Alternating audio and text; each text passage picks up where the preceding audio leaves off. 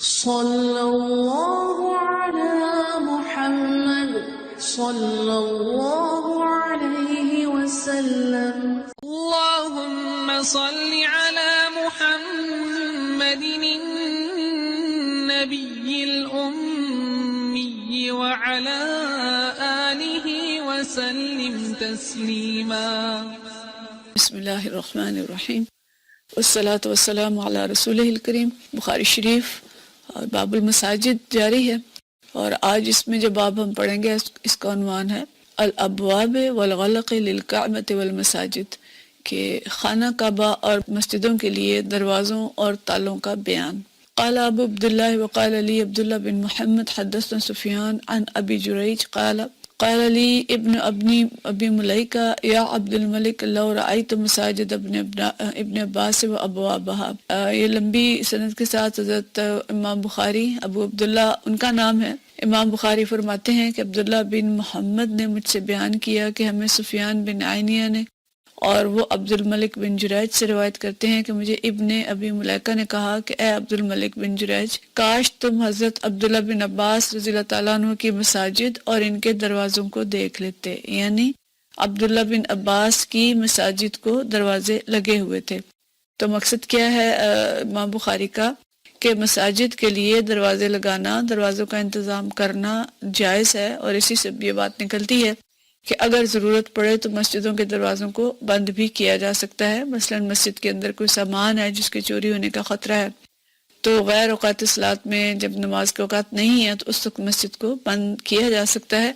لیکن جب نماز کا وقت ہو تو اس وقت مسجد کو کھول دینا چاہیے. تو اس میں جو حدیث ہے یہ حدیث نمبر 456 ہے. یہ حدیث ہم پہلے بھی پڑھ چکے ہیں پیچھے کسی ایک اور باب میں، اور اس میں آج اس کو لائے ہیں وہ مسجد کے دروازے اور تالے کے بیان میں. تو یہ حدیث جو ہے یہ حضرت نافع عن ابن عمر رضی اللہ تعالیٰ عنہ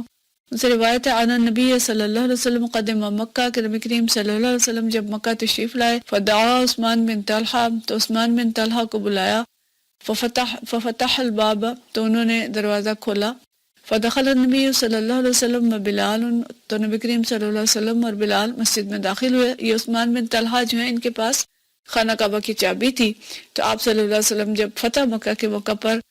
مکہ گئے ہیں تو وہاں ان کو بلایا اور ان سے کہا کہ دروازہ کھولے خانہ کعبہ کا. تو انہوں نے دروازہ کھولا، فدخل النبی صلی اللہ علیہ وسلم و بلال و اسامہ بن زید و عثمان بن طلحہ. یہ چاروں جو ہیں حضرات نبی کریم صلی اللہ علیہ وسلم اور ان کے ساتھ 3 دوسرے صحابہ خانہ کعبہ کے اندر داخل ہوئے. ثم اغلق الباب، پھر دروازہ انہوں نے بند کر دیا خانہ کعبہ کا. فلبث فیہ ساعۃ، پھر کچھ دیر کے لیے وہ وہاں ٹھہرے. ثم خرجوا، پھر وہاں سے نکل آئے. قال ابن عمر فرماتے ہیں فبدرت فسألت بلال، تو میں جلدی سے گیا اور میں نے حضرت بلال رضی اللہ تعالیٰ عنہ سے پوچھا. قال صلی فیہ، تو انہوں نے جواب دیا، انہوں نے پوچھا ہوگا کہ اندر جا کے نبی کریم صلی اللہ علیہ وسلم نے کیا کیا، تو انہوں نے جواب دیا صلی فیہ، کہ انہوں نے وہاں نماز پڑھی. فقلت فی این، کہاں پڑھی،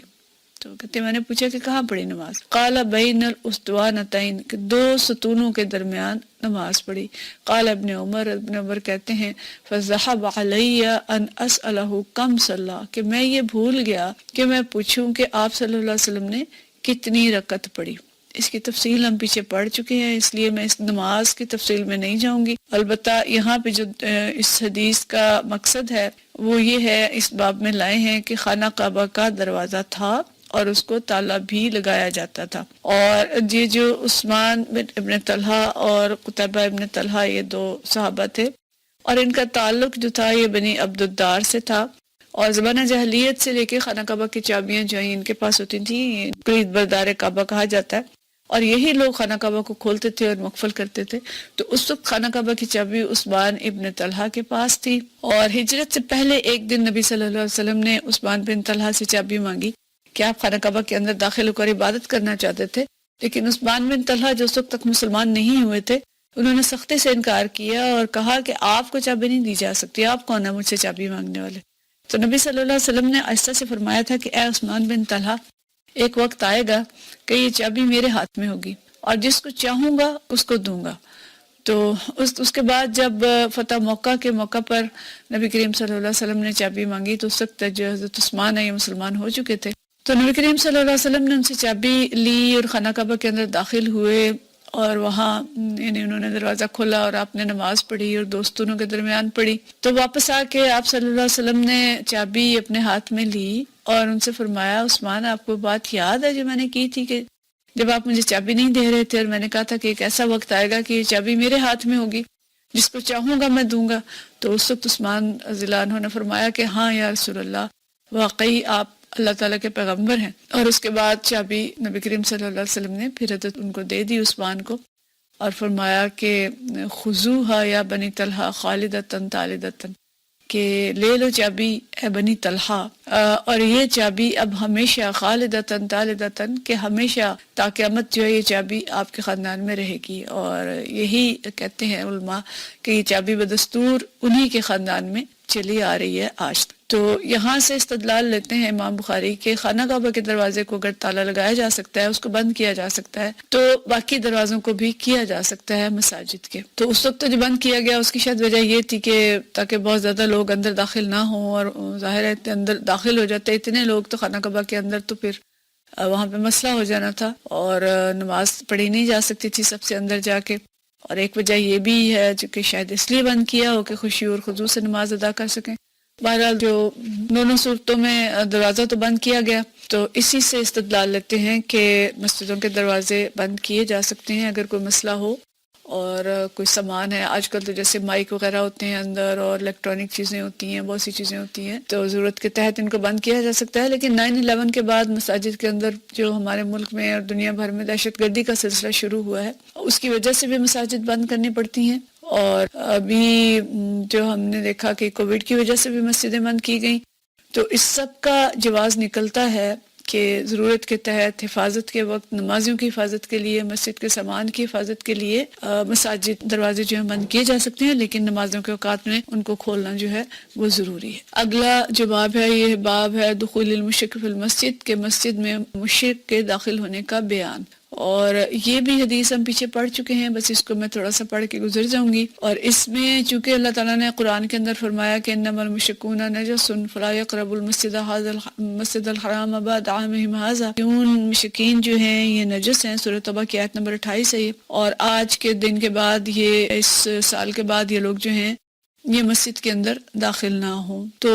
اس سے یہ سوچ پیدا ہوتی ہے کہ مساجد میں مشرکین داخل نہیں ہو سکتے. تو یہ حکم جو ہے یہ حرمین کے لیے ہے، پہلے یہ نہیں تھا،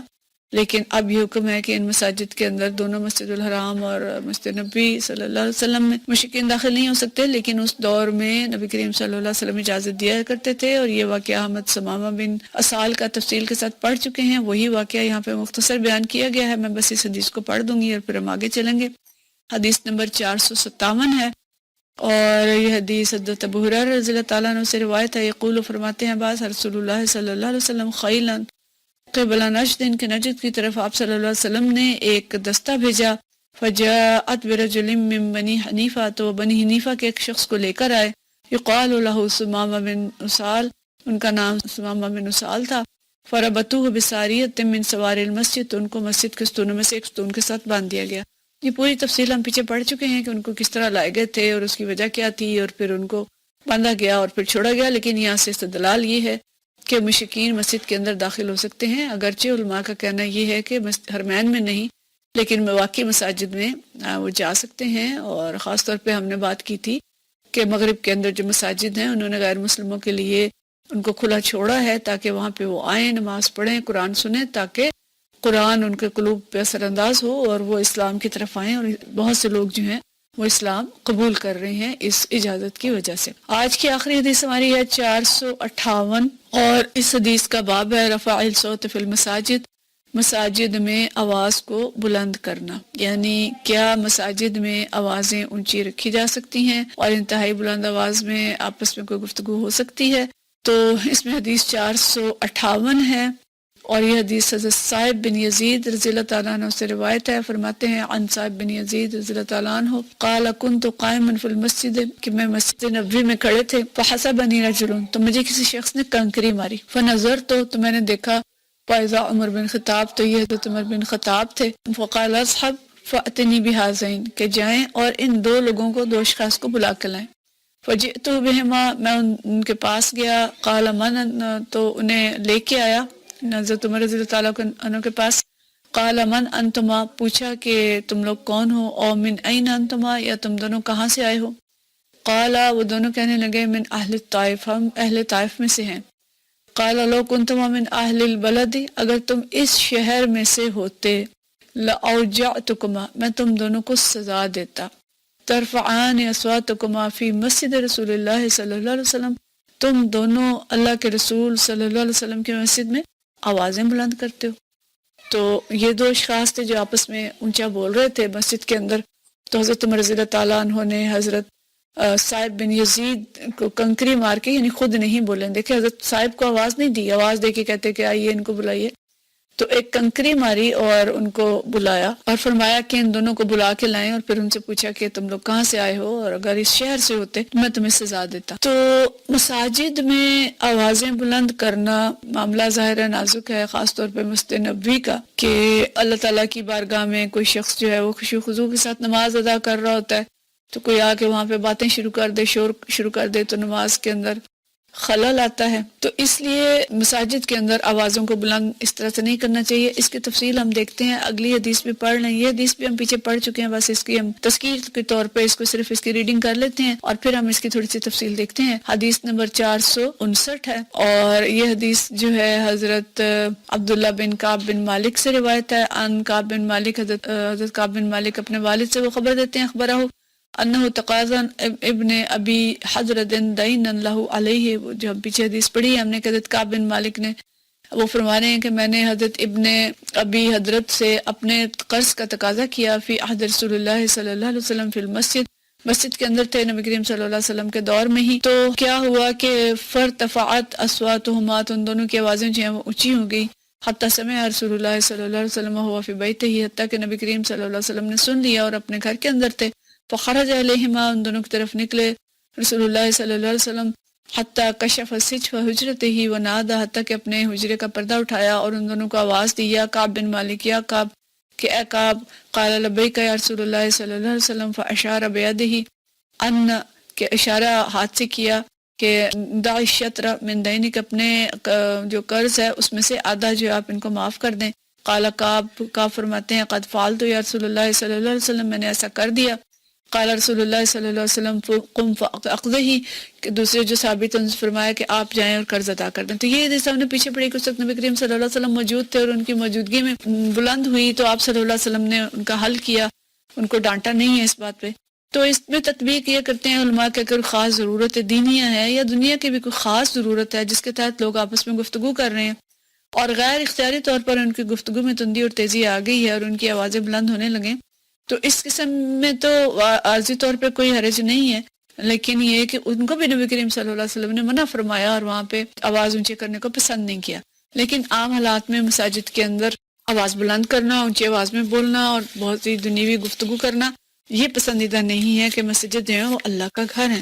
اور دنیا کے اوپر اللہ تعالیٰ کو جو جگہیں محبوب ہیں اس میں سے محبوب ترین جگہیں جو ہیں وہ مساجد ہیں۔ تو اس لیے مسجد کا احترام ضروری ہے، اور ہم مسجد میں جو گفتگو ہو سکتی ہے وہ دین کی گفتگو ہے، جیسے نبی کریم صلی اللہ علیہ وسلم نے مسجد میں دین کے حلقوں کو پسند کیا، آپ صلی اللہ علیہ وسلم خود بیٹھتے تھے اور صحابہ کرام کے ساتھ دینی امور پہ گفتگو کرتے تھے،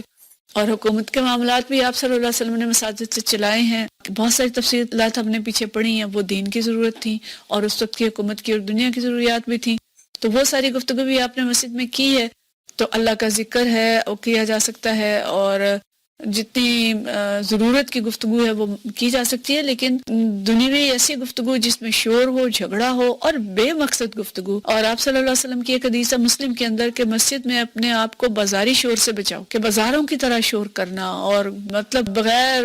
کسی قید کے گفتگو کرتے چلے جانا، تو یہ چیز جو ہے یہ پسندیدہ نہیں ہے۔ دنیوی گفتگو میں شور اور بے حرمتی مسجد کی جو ہوتی ہے یہ منع ہے، اجتماعی عبادت گاہ ہے، اس لیے باہمی گفتگو ایسی نہیں ہونی چاہیے جو دوسروں کی نمازوں میں خلل ڈالے، حتیٰ کہ یہاں تک بھی آتا ہے کہ مسجد میں جو عبادت کی جائے گی وہ بھی اتنی اونچی آواز سے نہیں کی جائے گی کہ دوسروں کی نماز کے اندر خلل آئے۔ کجا کہ ہمارے ہاں جو حالات ہیں کہ حرم میں گئے ہیں، مسجد نبوی میں گئے ہیں اور بس کوئی عبادت میں مصروف ہے اور اس کو قرآن پڑھتے ہوئے مخاطب کر کے پوچھا جائے آپ کون ہیں، آپ کہاں سے آئے ہیں، پاکستان سے آئے ہیں، اچھا پاکستان کے کس علاقے سے آئے ہیں،